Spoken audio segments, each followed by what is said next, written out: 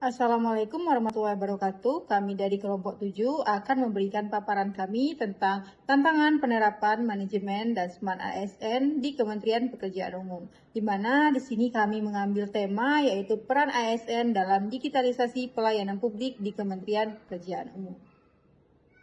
Langsung saja yang pertama yaitu identifikasi isu, di mana kelompok kami mengidentifikasi 3 isu utama, yaitu tentang adanya gap kompetensi digital ASN, di mana berkembangnya teknologi mengharuskan ASN untuk memiliki keterampilan digital agar bisa mendukung transformasi digital di pemerintahan. Tentunya tanpa kompetensi digital yang memadai, ASN tentunya akan mengalami kesulitan dalam mengolah data, menyediakan layanan publik secara efisien, dan beradaptasi dengan tuntutan era Society 5.0 yang pada akhirnya tentu akan mempengaruhi kualitas pelayanan dan efektivitas pemerintahan. Isu yang kedua yaitu adanya kesenjangan infrastruktur dan akses ASN di daerah, di mana keterbatasan ini tentunya akan menghambat penerapan kebijakan digital, serta memperburuk ketimpangan pelayanan publik dan mengurangi efisiensi administrasi. Tanpa infrastruktur yang memadai, tentunya ASN di daerah sulit mengakses teknologi yang diperlukan untuk meningkatkan kualitas layanan. Isu yang terakhir yaitu adanya keterbatasan literasi digital masyarakat dalam memanfaatkan layanan publik berbasis aplikasi di bidang jalan dan jembatan, di mana hal ini diakibatkan oleh belum optimalnya akses masyarakat untuk melaporkan kerusakan, pengajuan perbaikan, atau memantau status proyek, yang tentunya akan berdampak pada kurangnya efisiensi pelayanan publik dan memperlambat perbaikan infrastruktur. Slide ini menyoroti isu utama terkait gap kompetensi digital ASN di lingkungan Kementerian PU. Fakta menunjukkan bahwa hanya sekitar 0,74% dari 4,7 juta ASN yang masuk kategori talenta digital. Padahal Indonesia menargetkan 9 juta talenta digital pada tahun 2030. Namun, ketersediaannya saat ini masih jauh di bawah kebutuhan. Kesenjangan ini berdampak signifikan terhadap yang pertama, lambat dan tidak meratanya pelayanan publik digital. Yang kedua, efisiensi dan transparansi pelayanan publik yang rendah karena ASN belum maksimal memanfaatkan teknologi digital. Yang terakhir, rendahnya daya saing birokrasi dalam menghadapi tuntutan transformasi digital nasional maupun global. Keterkaitan isu ini erat dengan konsep Smart ASN dan manajemen ASN. Literasi digital menjadi landasan untuk menciptakan ASN profesional, inovatif, dan mampu memberikan pelayanan publik yang berkualitas. Penerapan sistem merit harus difokuskan pada pelatihan, rekrutmen, dan pengembangan keterampilan digital. Dengan begitu, ASN dapat menjalankan perannya sebagai pelaksana kebijakan publik yang adaptif, transparan, dan dapat dipercaya oleh masyarakat. Slide ini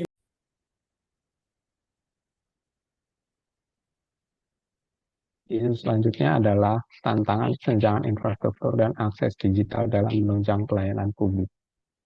Faktanya adalah dari tersebut, yaitu penggunaan aplikasi berbasis internet sebagai portal pelayanan publik masih memiliki tantangan dari segi ketersediaan akses internet, terutama di daerah-daerah 3T.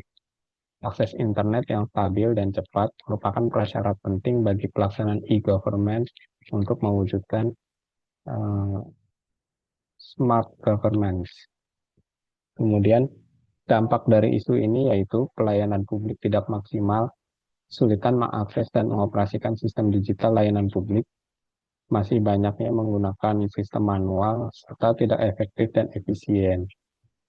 Selanjutnya keterkaitan dalam konsep manajemen ASN dan Smart ASN, yaitu dibutuhkan tidak hanya pengetahuan dan literasi digital bagi setiap ASN, namun perlu ditunjang dengan ketersediaan infrastruktur digital yang mumpuni dan merata untuk terciptanya smart governance. Meski aplikasi layanan publik tentang jalan dan jembatan sudah tersedia, masyarakat masih dominan melaporkan laporan secara manual. Ini menunjukkan bahwa keterbatasan literasi digital dari masyarakat. Dampaknya, respon perbaikan akan lambat, data tidak terdokumentasi, dan risiko kecelakaan pun meningkat.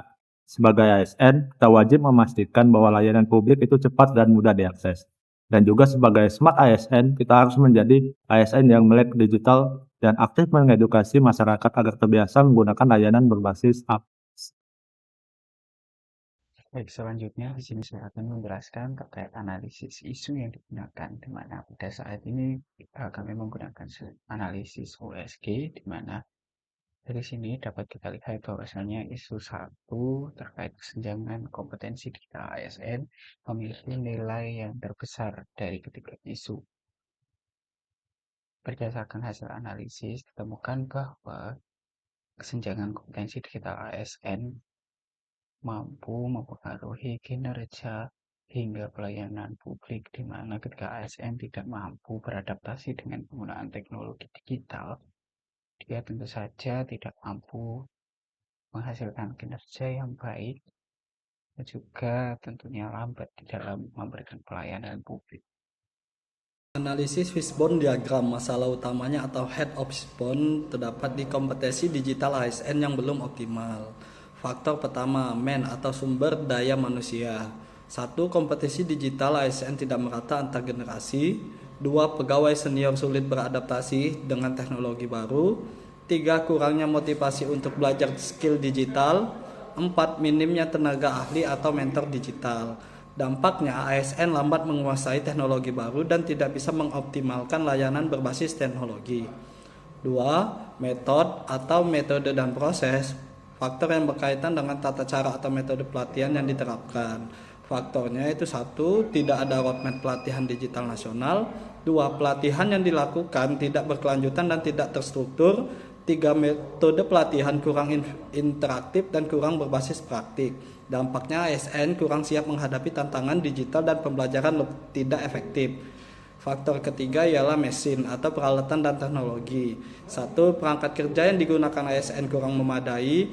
2. Aplikasi terlalu rumit dan tidak user friendly. 3. Software yang tidak up to date atau software ilegal. Faktor keempat, environment atau lingkungan dan budaya organisasi. 1. Budaya kerja masih manual dan resistensi terhadap perubahan teknologi. 2. Pimpinan kurang mendukung inovasi digital. 3. Belum adanya regulasi yang mewajibkan sertifikasi kompetensi digital ASN. Solusi yang kami tawarkan berdasarkan isu yang kami angkat tentang kesenjangan kompetensi digital ASN ada 5. Yang pertama adalah program pelatihan digital terintegrasi. Program ini bisa dilakukan dengan cara menyelenggarakan pelatihan intensif dan praktis dalam bidang digital seperti data analisis, kemudian manajemen sistem informasi, keamanan cyber, dan pelayanan publik berbasis teknologi.